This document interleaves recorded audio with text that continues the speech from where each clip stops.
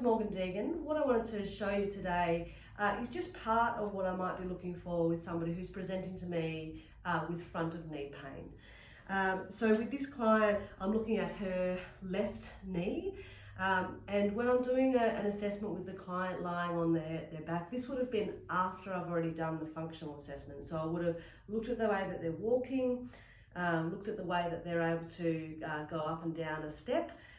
Squats is also a really relevant task that I get people to do, as well as, particularly in the running population, I'll be looking at their hopping task. So usually by the time I'm getting the client down onto the bed, I've got a pretty good idea of what structure is causing the pain.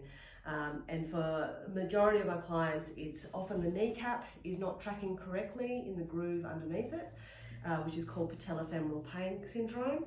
And another very common one I see is patella tendinopathy. And they do present quite differently, because tendinopathy, it's clearly on the tendons, which is goes from the kneecap to the front of the shin here, whereas patellofemoral pain syndrome is usually a little bit more diffuse in terms of it's kind of globally around here, and it might move around a little bit. That's one of the key things with patella tendinopathy, is that it will stay on the tendon as opposed to moving around.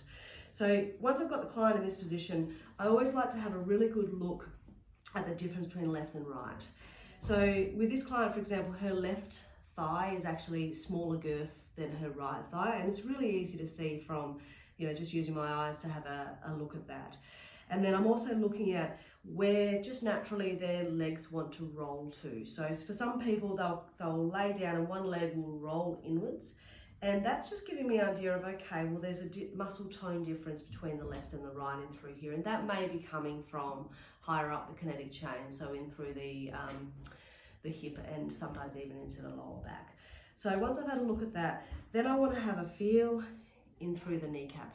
Okay, so we're just kind of feeling, this is called the kneecap glide, for how easily it moves. And this also gives me an idea of how apprehensive the client is with me touching it around that area. Beyond that, I'll then have a feel in through this area here, which is called our fat pad. This is a really common cause for pain, and it requires quite a different management than people who have patella tendinopathy, for example. I'm then going to be looking at things such as their range of movement, okay, and whether they've got any muscle differences side to side. So I'll look at their quad activation, so just press down your thigh for me and compare it left and right. All right, so that's just an example of some of the things that I might be looking at for each client who's coming in with front of knee pain. Thank you.